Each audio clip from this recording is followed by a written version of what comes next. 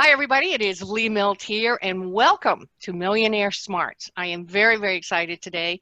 We have someone who is an extremely good author and speaker. His name is David Essel, and we're going to be talking about his book today, which is called Positive Thinking Will Change Your Life. Will never change your life, and we'll be talking about that. But let me tell you all about David, because he's someone who should be on your radar. He's the author of 10 books. He's a master life coach and teacher. He teaches in business. He teaches about relationships, addiction recovery. He's an international speaker, a radio TV host. Now, he's gone from an athlete to a poet. He has been labeled a 21st century Renaissance man, which I really like, for his ability to inspire millions of people through the combination of his creative, authentic philosophies, energies, and drive. Now, in the last 30 years, his professional presentations have drawn rave reviews from Fortune 500 companies around the world. He's very familiar with entrepreneurs. And for fun, just so you know, he's an avid tennis player, and he spends every free moment he can at the beach. And since I live at the beach, I can certainly appreciate that. And we're going to focus today again on David's book, Positive Thinking Will Never Change Your Life. By the way, I enjoy your work because we need more people who will be able to shatter the myth of the power of positive thinking alone. So welcome, David. Lee, it's great to be with you. I love your energy, and oh my gosh, we've got so much to cover and to go over for your audience. And you had mentioned something, about the bridging of the worlds. We have, the world out there that people see that is mainly given to us and shoved down our throat by mass consciousness, which is advertising, promotion, et cetera, et cetera. And then we have the real world. The world where people know their intuition is correct and they know their hunches are accurate. And I'm getting chills right now as I speak, Lee, because the two worlds are so different. The one world is telling us that we're not enough, that if we only had this body, this money, this relationship, this whatever it might be, life would be great. That's the fake world. And then the real world is throw all that crap away and just love yourself and do what you love and do what you're passionate about, and everything will really work out fine. It's so true, It absolutely is. And when I first got your book, David, I read every page of every book, which I'm always very proud of. And when I got to the dedication, you dedicated the book to Wayne Dyer, and I am like a huge fan of Wayne Dyer's. I had the wonderful opportunity walking on the beach in Hawaii once to meet him, and he gave me a book. By the way, I think he had a baby carriage like full of books, and that was so Wayne. And I had the opportunity to speak on stage with him. But I'd like for you to share how Wayne Dyer really, affected your life and why you dedicated the book to him. Yeah, Lee, it's such a great question. I mean, he positively affected so many millions of people. And what's really interesting to me is that the first time I interviewed him was in 1990. And in 1990, he was already a huge fan, a star. He was a massive, massive success in 1990. And a lot of people didn't get introduced to his work until around 2000, the late 90s and 2000. But I swear this guy was out there kicking butt for a long time. Before I tell my story with him, I got to tell you a story he told me that matches kind of your story of him on the beach with a baby carriage full of books. So, people like, I am so against the law of attraction and The Secret and all that crap, Lee. It's a bunch of crap. And we prove it in our book, the book that you're talking about right now, Positive Thinking Will Never Change Your Life. But this book will, the myth of positive thinking, the reality of success. The aura that Wayne gave off to the world was that, if you do align your thoughts in certain ways, life will reward you. And that was one of his many teachings. But, a lot of people get pigeonholed. And, Wayne got pigeonholed in this arena. Deepak gets pigeonholed in his arenas, And so I said to Wayne, I said, hey, listen, your first book became your Erroneous Zones. Your first book became this massive, massive seller. And I was teasing him in 1990. And I said, did you imagine it into success? Did you visualize it into success? But in actuality, Lee, from 1980 to 1996, I used to teach this crap called the law of attraction. So I was teasing him, but I was also being, sort of like, hey, give us the secret of how you sold so many books. The story he told is the story that our listeners need to hear, and all entrepreneurs know this is the truth. You are not going to visualize millions of books being sold. You're not going to affirm millions of books getting sold.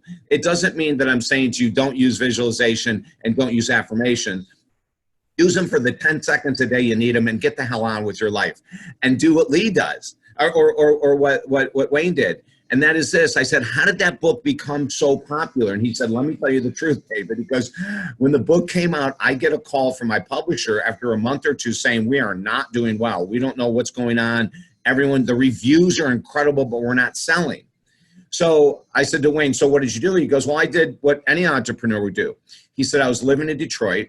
Now remember, back in the 80s, bookstores were huge, right? We didn't have the internet. Yes. There was no Amazon.com to buy your books. And he said, I went to every bookstore in Detroit, and there were a lot of bookstores, and I bought every one of my books off the shelf.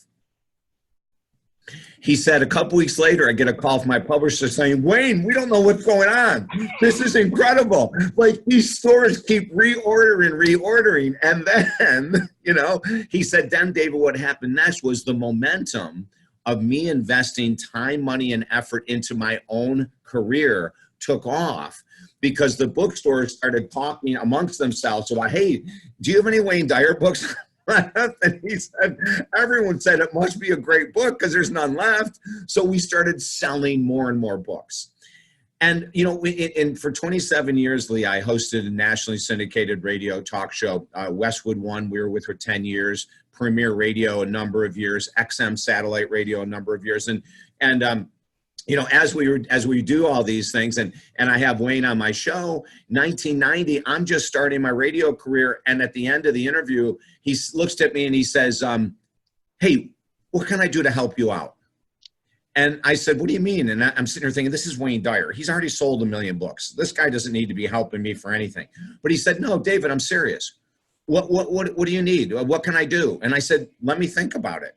And he came back a couple months later and he said, hey, I made an offer. I haven't heard from you. How can I help your career? Lee, that was the type of guy Wayne was. And I said, Wayne, would you mind giving us an endorsement? He goes, would I mind? He said, no, I'll give it to you right now. And then he gave us this most outrageous endorsement, is that, David Essel's destiny is to help you become more alive in every area of life. And that was what Wayne believed that my destiny was. And he believed that my work in radio and writing and everything was leading me to that. And it's something I'll never forget, and we interviewed a bunch of times past then. And the anniversary of his death was just the other day. And he's still in, my heart, your heart, and millions of other people, Lee. Absolutely. Another story we won't go into deeply. Wayne used to talk about on stage about, selling that first book and how he would pile as many books into the back of his car as he could get. And he went from small town to small town, offering to do free radio shows, free TV shows. He said, if there's media in that town, we were on it. Now, this is, in today's world, most people have this illusion that you just write the book and then magically things happen out in the world. But we're on the earth plane where, there has to be where people actually put forth some effort. So with that said, and we love you, Wayne Dyer, wherever you are, you've left a lot of legacy in your life. Absolutely.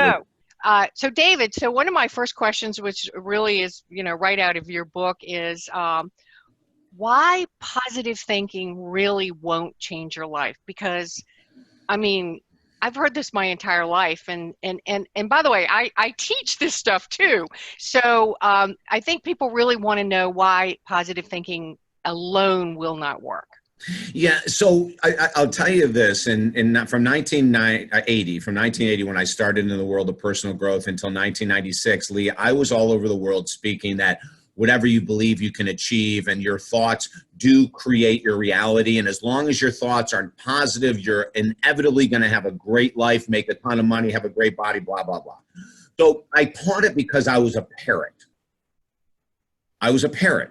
I was looking at my gurus. I was believing everything they said. I didn't look at, did it work? I just looked at, hey, if Wayne and Deepak and Napoleon Hill, who never said anything about positive thinking changing your life, by the way, his book, Think and Grow Rich, there's not one mention in his book, Lee. I've read that book so many times. There's not one mention that he ever says you can think and grow rich. Okay, so.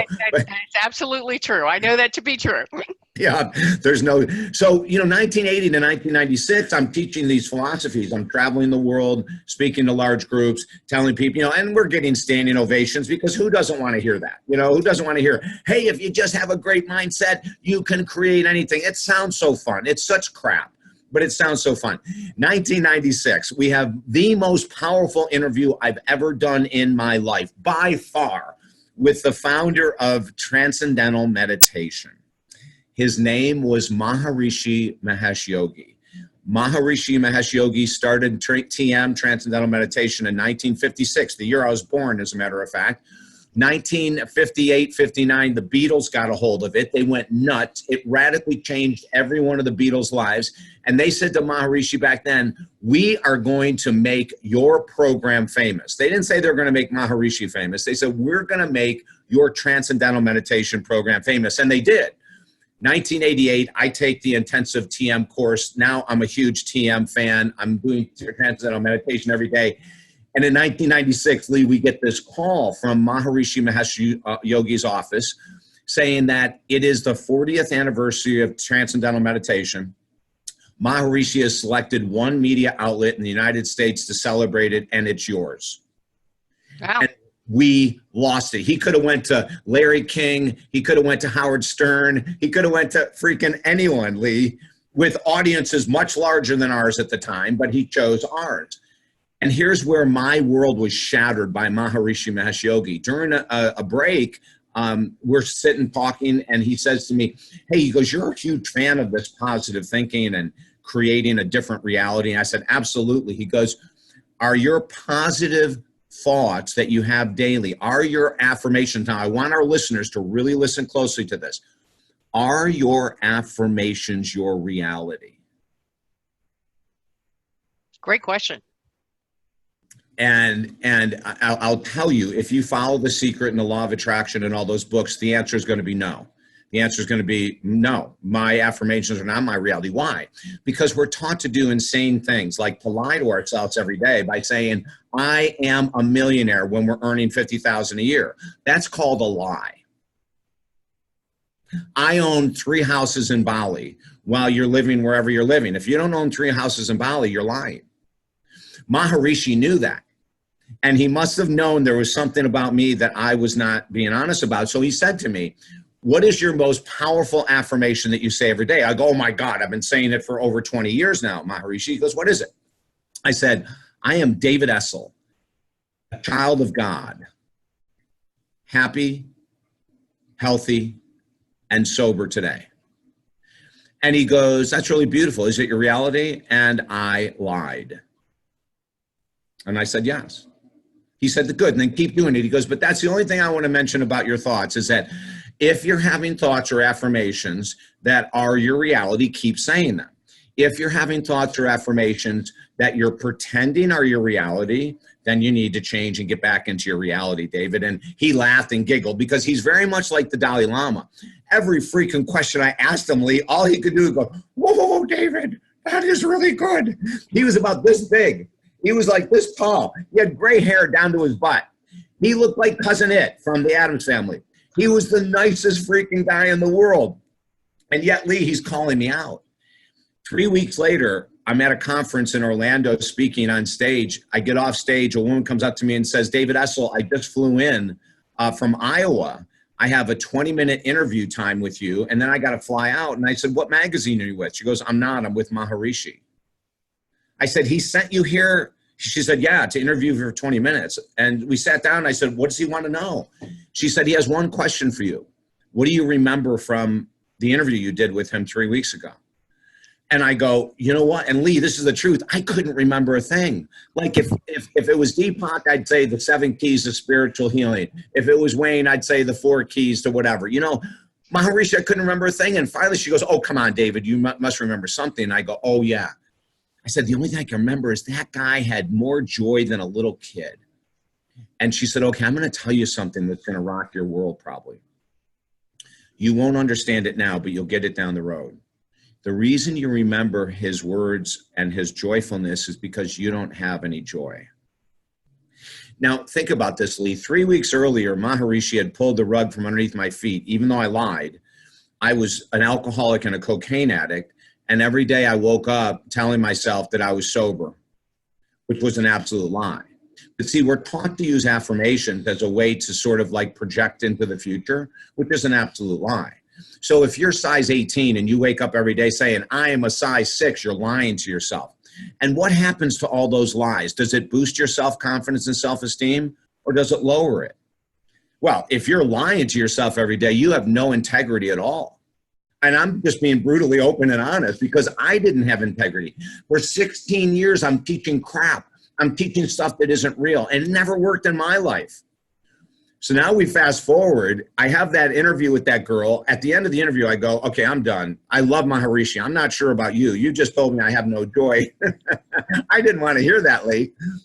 Another 3 weeks go by. Tuesday afternoon, 1996, 2:30. I wake up from a 4-day alcohol cocaine binge again. At 2:30 in the afternoon, at around 6 at night, I look in the mirror and I say, David Essel, you have no joy.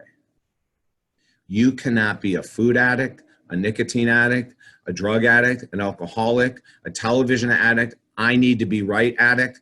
You can't be any type of an addict and be filled with joy. And so it was a wake-up call. And as I look backwardly, I said, well, I've been lying to myself for all these years. No wonder I have no joy. I'm an alcoholic, I'm a cocaine addict, and I'm a liar. Wow. What a great, and I'm doing what I'm doing right now. You know, I'm traveling the world, making a ton of money, living on the beach, blah, blah, blah, blah, blah. All those great improvements of the human lifestyle, but none of that matters when you are lying to yourself. And so the world of positive thinking, we say, hey, stay there. 20% of your success will be based on how you think. 80% will be based on what you do on a daily basis.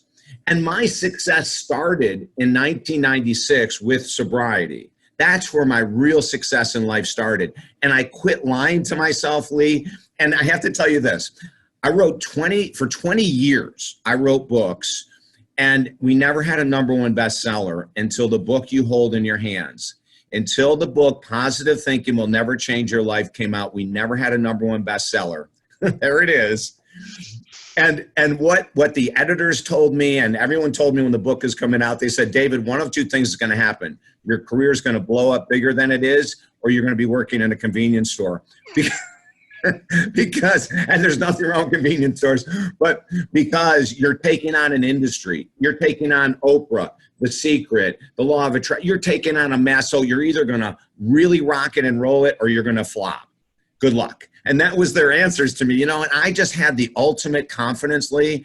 I had too much proof that this stuff about imagine a red Maserati in your driveway and it must appear. Imagine checks in the mail and they must come. This is all just insanity. So I was super confident. And if you notice on the book cover, it says that there were 6 New York Times best-selling authors, and there's 5 other outrageously successful people that wanted to be part of this book and tell their story of how positive thinking is not the answer, you know?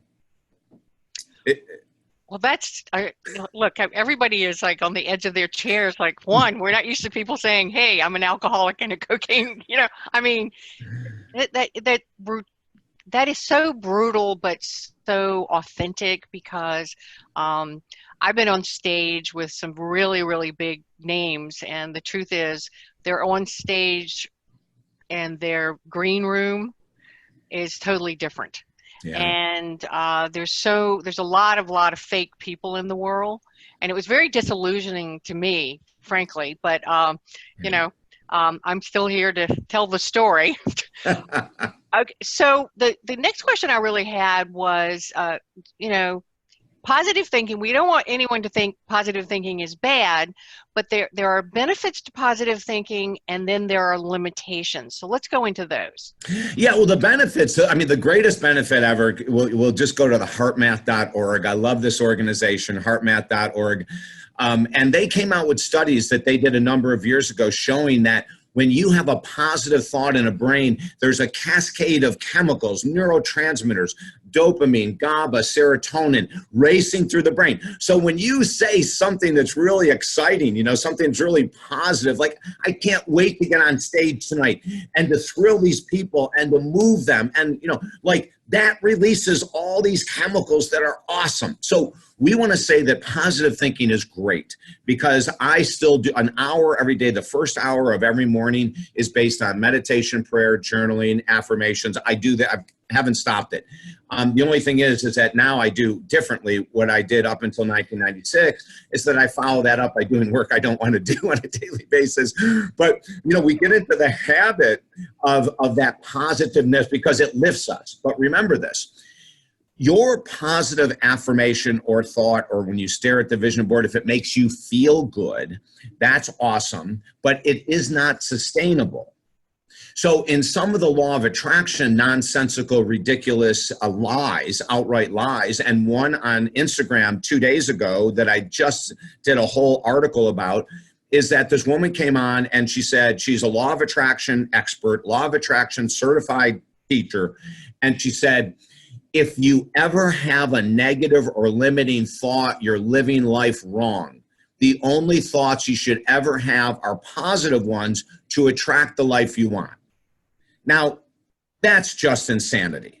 You know, it sounds so cute and pretty, but it's just insanity. We have to be willing to deal with, and in the book, Positive Thinking, and I'll give you an example. One of my best friends lost her son, 6-year-old Jesse. Scarlett Lewis is my best friend. Her son, 6-year-old Jesse, was one of the 20 kids murdered in the Sandy Hook Elementary School massacre that we all remember. It happened now about 7-8 years ago. I can't believe it's been that long. So Adam Lanza was the murderer. He showed up at school. He killed these kids. He killed 3 teachers or teachers' aides. And Scarlett was called down to the school. They sat for hours outside. And then finally she was pulled into a room and was told that her son was murdered that day. I had invited her on my radio show at that time. I was on XM satellite radio. And I said to her, whenever you're ready, Scarlett. And it was 8 months after the murder. And she said, I'm ready. I said, you're ready? And she said, yeah. I go, it's been 8 months since Jesse was murdered. And she said, David, I've got this. Let's do it. And she tells a story in my book, Positive Thinking Will Never Change Your Life.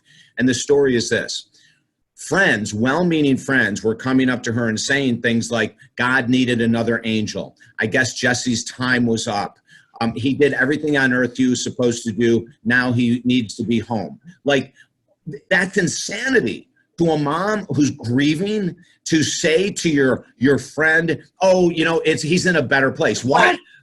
Yes. A 6-year-old's in a better place than kindergarten? Give me a break, right? See, this is the insanity of the world of positive thinking. And all these law of attraction people that say, you know, don't ever have a negative thought because you'll invite that into your life. That's just craziness. So when I said to Scarlett, tell me how you got on the radio, I said, Scarlett, how after 8 months could you be on my show talking about the death of your son? I go, I'm shocked. I don't think I could. Tell me about it. And she said, David, well, I went into the pain. I went into the rage, the anger, the grief, the sadness, and all these people are telling me to stay positive, and I just obliterated their thoughts. I stayed away from them. If someone started to go down that road about positive thinking, I would just turn around and walk away. That's not how you heal. How you heal is going into those things that you don't want to deal with. And that's why 8 months later, I can be on your stage or on your show, and I can say to you, I've forgiven the murderer of my son by 75%. And Lee, when I had her on the next year, it was 90%. The last time I had her on, it was like 98%. And she said, I'm forgiving him not for him. I'm forgiving him so that he doesn't take the rest of my life. But in order for her to get to that place, she had to go down some nasty tunnels. And so positive thinking is not where we want people to go. We want you to use positive thinking to lift yourself up. But then, as the book says, the reality of success is a lot more detailed and difficult and involved than just thinking cute positive thoughts. Well, I agree with that. My husband got killed on Christmas Eve a number of years ago, and I heard all of those kind of statements. He's in a better place. I wanted to punch them in the face because he was living with me. I mean, this is a long time ago, and I'm thinking, really? You're telling me he's in a better place not living with me? And so I really withdrew from all of that. I lived in the library, I think, for like almost a year, going through grief counseling, doing everything I needed to do to process what had happened. Right. I wasn't going to stay there, but I did get it out of my system, so to speak, versus I think a lot of people keep denying how they truly feel, or, people get betrayed, or, their partner, has betrayed them, or their business partner has stolen all their money. And, you have to admit that this has happened and then create some kind of plan about that. So I can't imagine losing a child. It was certainly horrific to lose a husband. Yes. But, I think we need to hear this because people actually are shamed about having authentic feelings. Lee, what you just said is so important. Like, we have the feelings of insecurity, anger, rage, resentment for a reason. They're there for a reason. They're there to help us process and move ahead. The foreword to the book, Positive Thinking Will Never Change Your Life, was written by a good friend of mine, Dr. Eldon Taylor. Eldon Taylor is probably the preeminent researcher in the power of the subconscious mind. He wrote the foreword to the book, and he, like I'm just really fed up with this whole secret law of attraction nonsense. And so what he wrote in the foreword to the book is so powerful. He said, listen, if your thoughts were that powerful that you could attract whatever you think about in your life, think about the dangerous places that we would already have had to go through. When you think about, and I can understand this, you're 8 years old and you want to kill your mother because you can't have coffee or your chocolate cookies. You wanted to get rid of your science teacher because you got an F. So if there was a way I could get, there's like all these things that we think. And what he says in the foreword is, thank God they don't come true. And it's the same thing with your positive thoughts. Just because you imagine a red Maserati in your driveway, I mean, if it were to happen, Lee, that is simply called a miracle. That's all it is. It has nothing to do with that you attracted it with your thoughts. Hell, if it was that easy, you and I would not have jobs anymore. There would be no need for another book to be written in the world of personal growth. Every coach, counselor, minister, priest, rabbi would be out of business because all we need to do is think about what we want and it must appear. Isn't that adorable? And yet, in 27 years of, when I interviewed Wayne Dyer right away, he told me about his addiction to nicotine, cocaine, and alcohol. Deepak Chopra, two-pack-a-day smoker, as a cardiologist in a Boston hospital. Very first time I had him on my show, he explained, because I always ask my guests, what's your foibles? What have you overcome? What is your greatest challenge? Lee, I get so excited about this topic because not one person, and we can talk about athletes, Keith Mitchell, former NFL All-Pro linebacker from New Orleans, a great friend of mine who we write one of his stories in the book. We can look at Jenna Elfman, the actress, Meatloaf, the singer, Kenny Loggins. I've interviewed all these people. I've worked with Kenny Loggins before. Not one of them would ever say that their success came from an affirmation, a vision board, or a thought. They all worked their butt off. Now, if 20% of their success came from because they were an energetic, positive, giving person, fantastic. But it'll never be more than that unless it's a miracle. So the next question I had was a really big question. It's about belief. And you say in your books, beliefs will always win. So between positive thinking versus beliefs, beliefs will always win. So let's talk about that. I love this topic. This is such a great one. All right. So you have this positive thought, that I am earning $1 million this year. Now, let me make this really clear because a lot of people love this affirmation. If you're earning $1 million a year, you're earning $82,000 a month. Let's let that sink in. $82,000 a month. About approximately 1 to 2% of the U.S. population has the skills, drive, determination, and the guts to earn $82,000 a month. Okay, it takes a lot to earn $82,000 a month. Most of us don't have what it takes to earn $82,000 a month. And yet you're saying I am earning $1 million a year, which is basically you're saying I'm earning $82,000 a month, which is, once again, we're lying, right? So let's talk about this. So we have a positive statement. I am earning $1 million a year. All right. The belief underneath that is going to allow you to earn $1 million or not. If you really believe that affirmation is true, you will move Mount Everest to make it happen.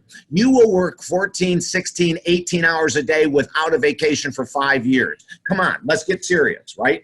That's what it takes. So if your beliefs are not lined up with your cute, pretty, positive thought, you ain't going nowhere, baby. You're staying stuck right where you are. If you don't believe you deserve a size 8 body and you're a size 24, you can go ahead and do all the vision boards in the world you want, and it ain't moving a thing. The belief is what drives, and the belief comes from the subconscious mind, which is a huge part of this book. We devote a complete chapter going into the power of the conscious mind, which is this big, compared to the power of the subconscious mind, which is that big. Our beliefs reside in the subconscious, and many times, I can tell you what your beliefs are. Your beliefs about your body right now are reflected in the body you have. Your beliefs about money are reflected in the amount of money you make. Your beliefs about love is reflected in the type of relationship you have. So if you want to figure out what your beliefs are, just look around you. Absolutely. Absolutely. Now, I'm laughing, okay, guys, but I'm not laughing at anyone other than myself, because I used to teach the opposite for 16 years. So I make amends all the time. You know, I say to people, Lee, if you're watching me on Lee and you've ever heard of me before 1996, I'm so sorry, because I was probably teaching crap, okay? So now I'm back going, I apologize. I was wrong. Let's get it right this time. So one chapter I really loved, which will be obvious, it's the chapter 4 in your book. It's called the 5,000-pound gorilla of success. Now, I fell in love with this. So let's talk about the 5,000-pound gorilla of success. Oh. This is our kind of entrepreneurial stuff here. It is. You know, where these things come from, Lee, who knows, right? I mean, you know, as a writer, we're writing and all of a sudden, wow, that's awesome. I love that. You know, that's kind of how it happens. So the 5,000-pound gorilla of success, that's your subconscious mind. That gorilla is sitting back there. Now, the subconscious has two assets that it brings into your world. Oh, let me say two functions, not assets, two functions. Number one, the subconscious, the most powerful part of the subconscious mind is that it keeps you in alignment with what you're thinking right now. So as an example, if you say that mornings are horrendous and you're not a morning person and you'd make more money if you could get up, but you're just not, it's just not your circadian rhythm, baby. Okay.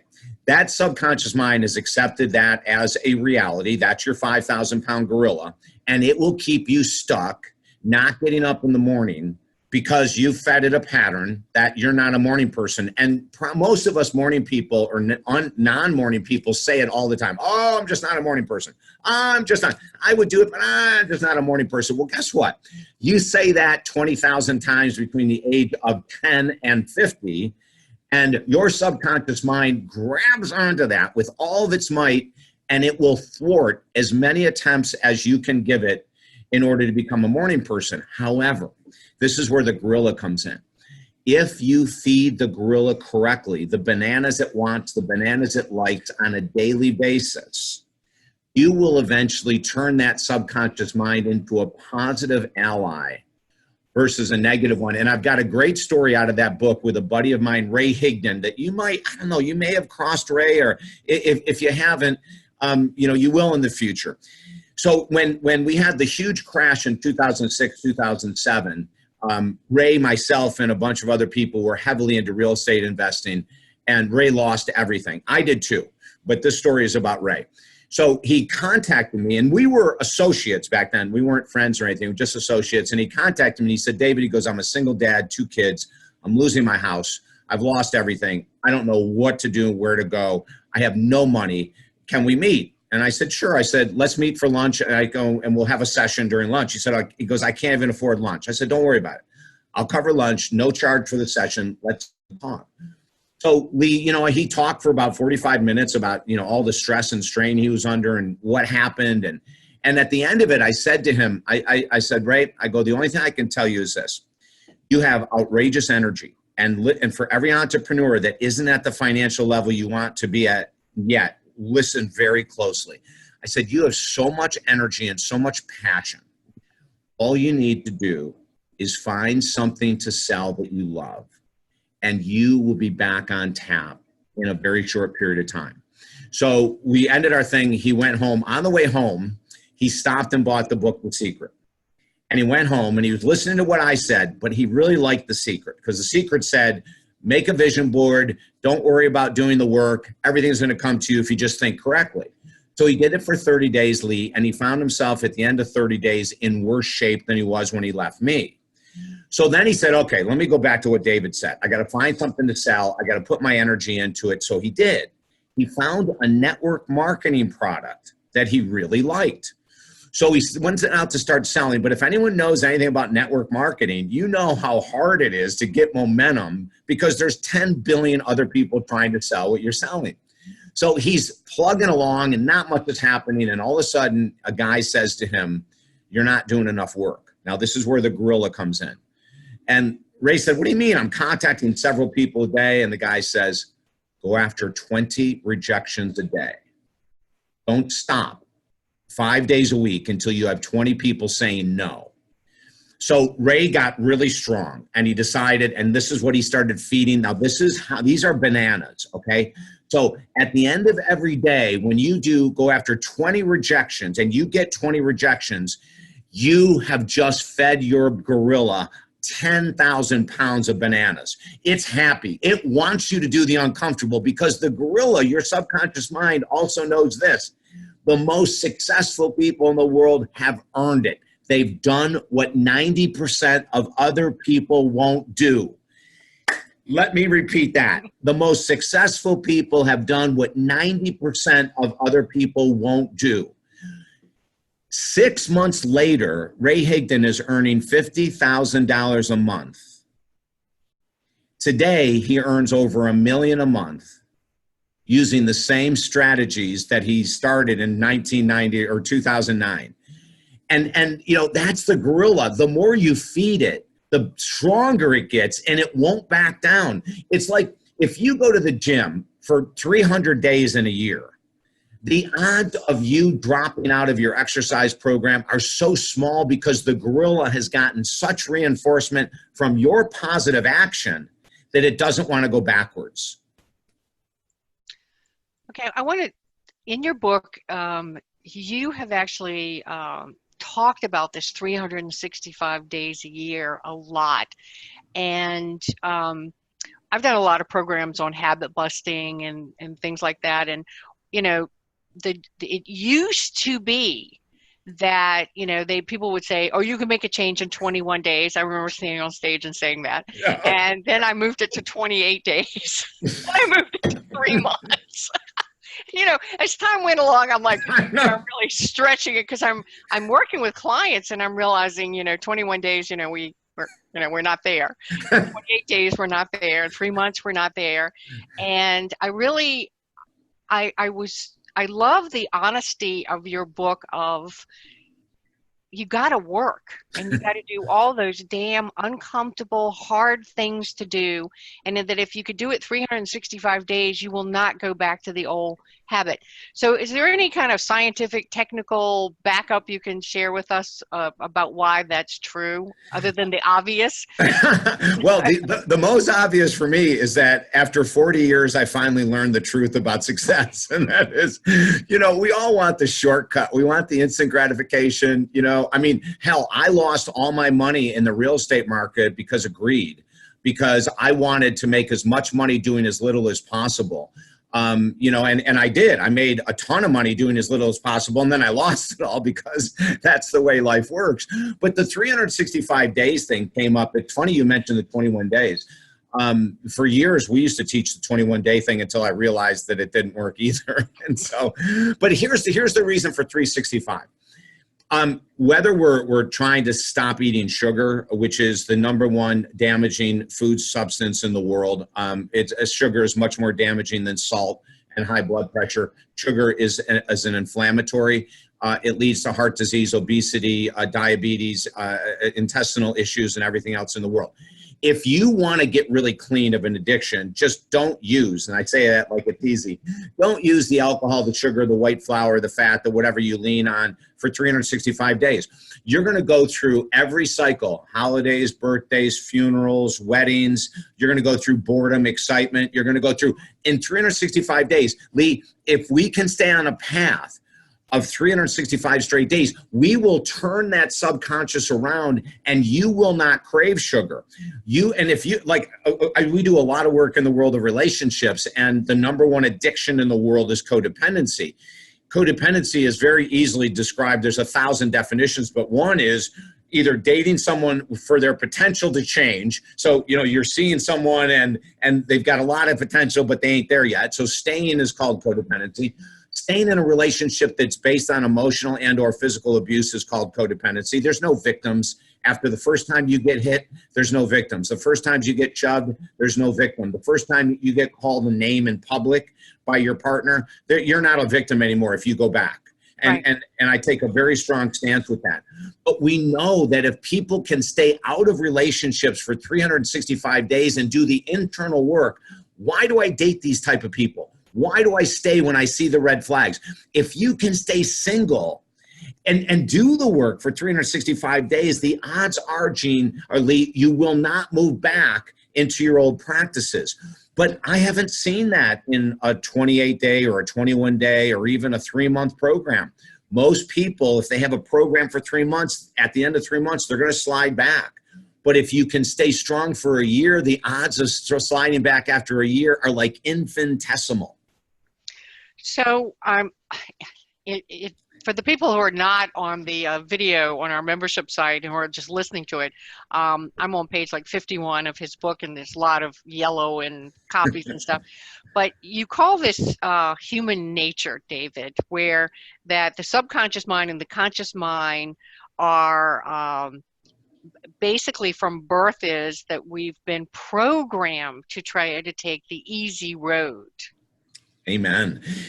Now, you made one kind of observation I do want to say. You said unless they were raised in an extremely toxic, addictive, or abusive environment, most babies' needs are met instantaneously, and you went on.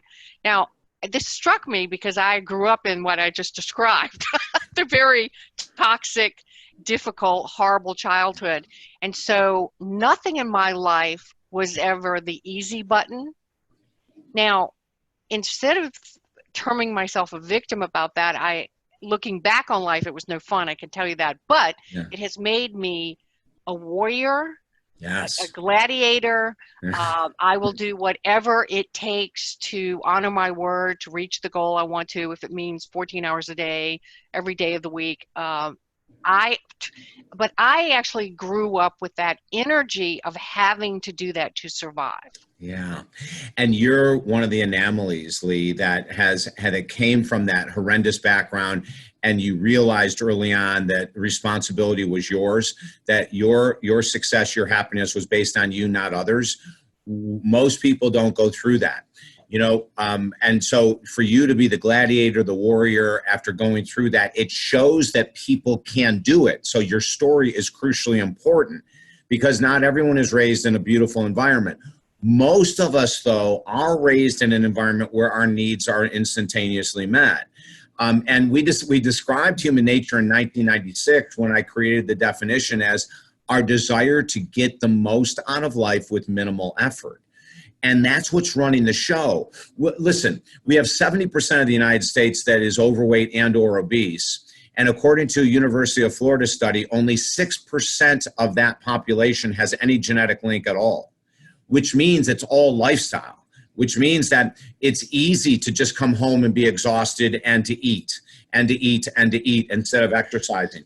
And so if we're overweight, we're looking for the latest fat burning pill. We're looking for the latest green tea pill. We're looking for the latest, what's that Suzanne Summers thighs, what was that thigh thing she did? Thigh Master. Thigh Master. So, we want to spend $19.95 on a piece of equipment that won't do anything because we don't have to do anything. It's like kind of a perfect match, right?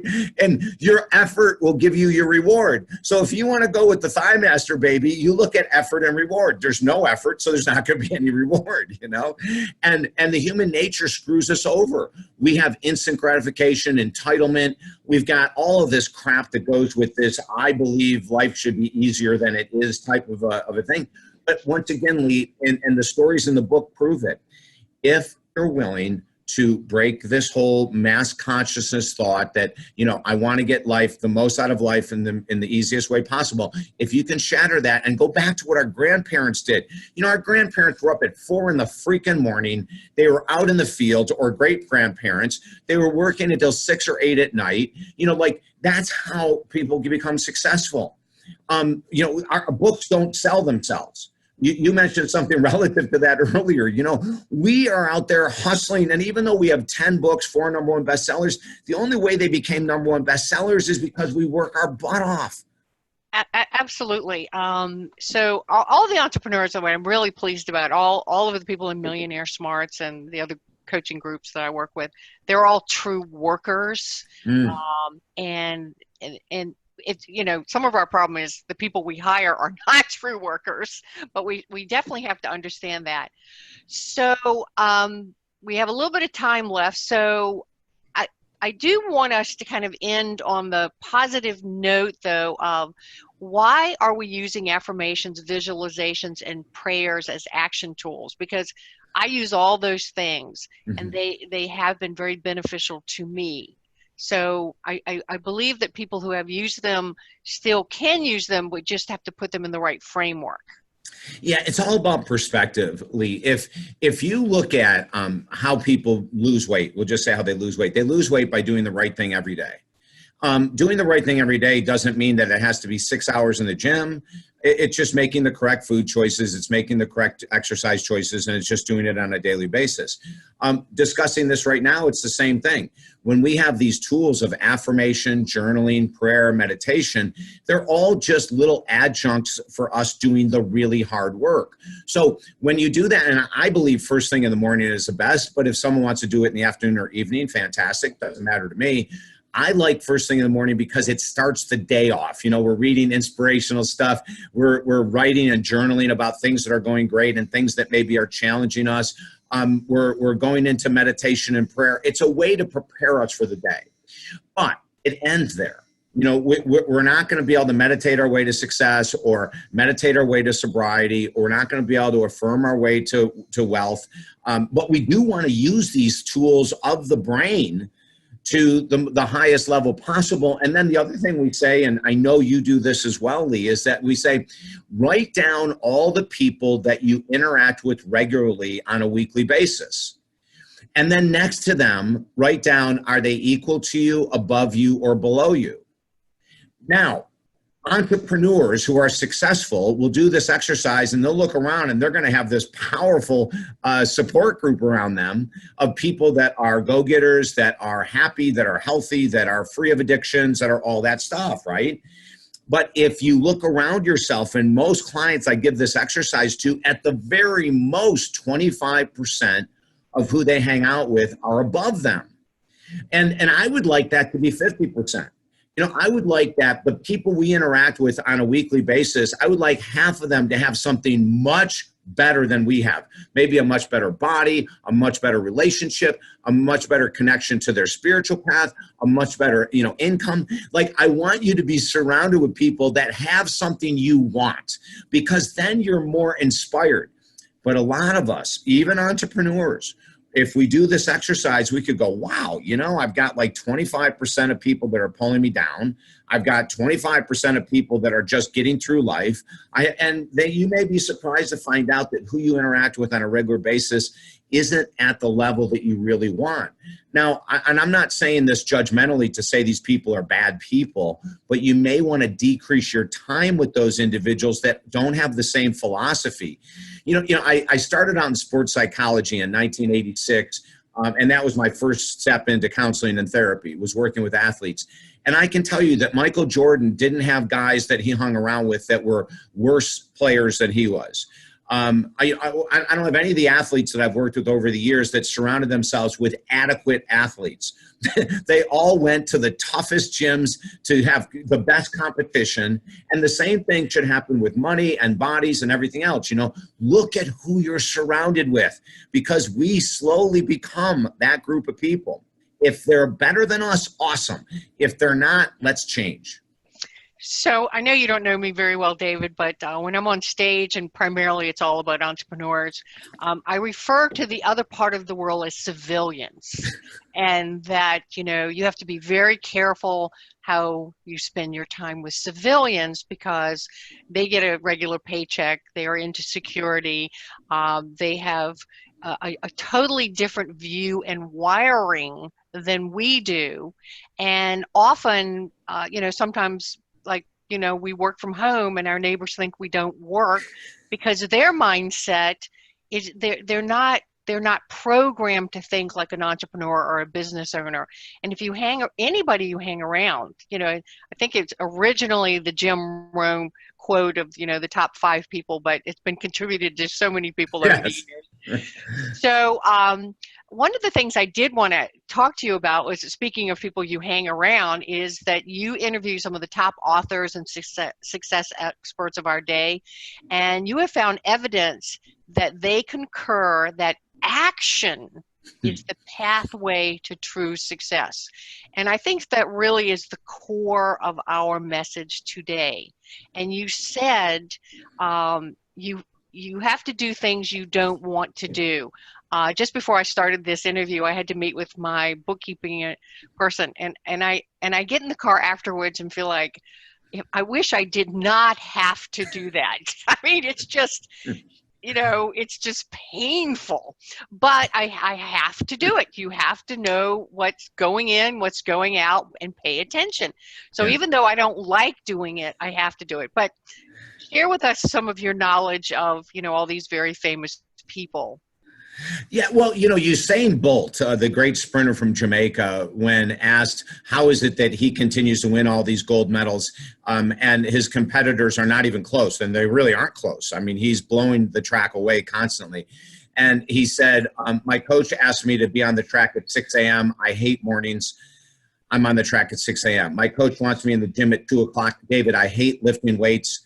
I'm in the gym at 2 o'clock. My coach wants me back on the track at 6 o'clock for 3-a-day practices. I hate 3-a-day practices. I'm on the track at 6 o'clock. And I hear this over and over, Lee. I mentioned earlier, I wrote books for 20 years, and I never really had a great success hit until the book we're talking about today. But I had to keep writing. I wanted to be successful as an author.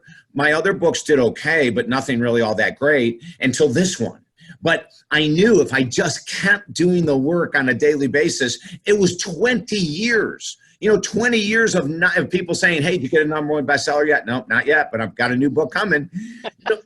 That's the attitude of the most successful entrepreneurs. It's not about getting what we want right now. If that happens, awesome. But the key trait that all these people I've interviewed is, even when they weren't getting what they want, Lee, it did not affect their effort. If we could write that down, even when we're not getting what we want, it can't affect our effort in the world, because that's the type of attitude. Dr. Joe Vitale from The Secret, who I write about in the book, I interviewed Dr. Joe, and I said, hey, Joe, on The Secret, it says that you imagined checks coming in the mail as a homeless person, and you became a millionaire. My God, tell me what you were doing, And he started laughing. He said, well, David, they left out one important part of the story. I said, no kidding, Joe, that shocks me, And he goes, yeah, I go, please share with my audience the part they left off. He goes, Working 14-hour days, 7 days a week for years is how I became a millionaire, David. But they left that part out of the book. And, you know, your story, my story, Joe Vitale, my mentor, Joe Cerulli, was homeless for years and became a multi-trillionaire in a business that they say you can't make money. He runs a health club and he makes millions and millions of dollars a year. He's got private jets, homes all over the place. People told him, Joe, you only work in health clubs because you love it, not to make money. Joe didn't believe that. You know, and just because I love Joe, he's been my mentor since 1986. He lives in Gainesville, Florida, a tiny little city, 150,000 people. But he has one health club and your entrepreneurs are going to love this. He has one health club that's 100,000 square feet. That's like a mall. If for people that don't know square footage, that's about a mall. You know, he has another one that's 50,000 square feet. He has another one that's 25,000 square feet.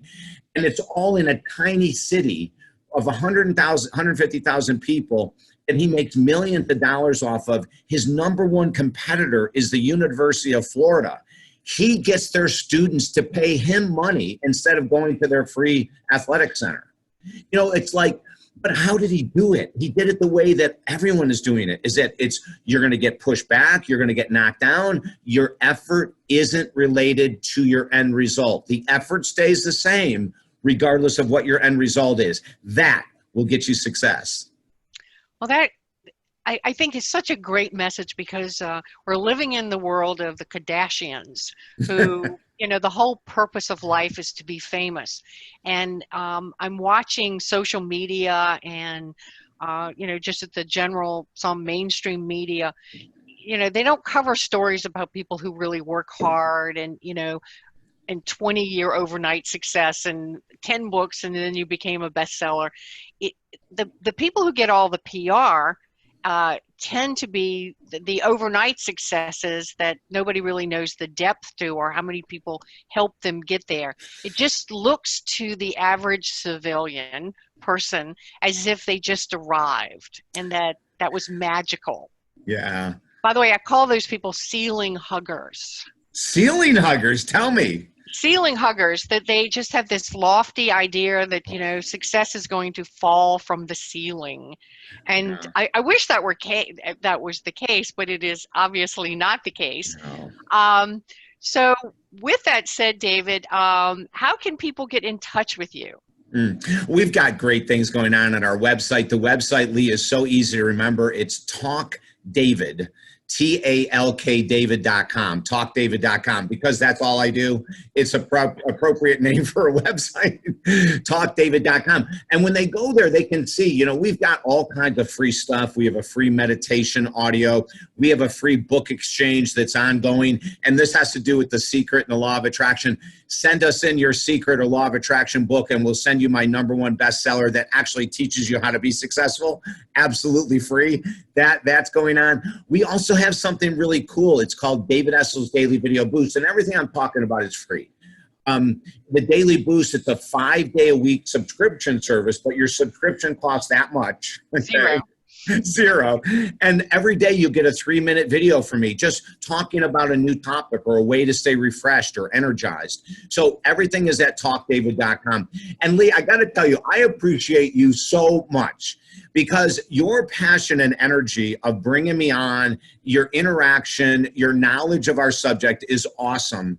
And I just have to hand it to you. First of all, I know you're going out of town or you're doing something really big, and I'm going to wish you a great time. But I want to thank you for even thinking about bringing this message on, because the whole purpose that we even put it on our website is that our goal is to lift 2 million people a day. We do. We have statistics to prove we do. And we want to keep that going. And because of your kindness to bring me on, we're able to reach more people. Well, thank you, David. We deeply appreciate your honesty, your being authentic, your sharing of, you know, everything isn't just, you know, rose petals falling from the sky. And the real message that you had that I really loved was, yes, we can have positive thinking as long as we're not lying to ourselves. Yes, we can still use affirmations and vision boards and all those great tools, and they do help us because we can become self-fulfilling prophecies if they help us towards the goal we want to be. But we don't want to lie to ourselves. We don't want to go into denial. And that the main important thing is to do the things that you don't like to do that are proven to bring you massive success. So with that, I want to thank you very much, David. And for everybody out there on Millionaire Smarts, I want to thank you. And we're going to call it a wrap, and I'll see you next month. Thank you very much.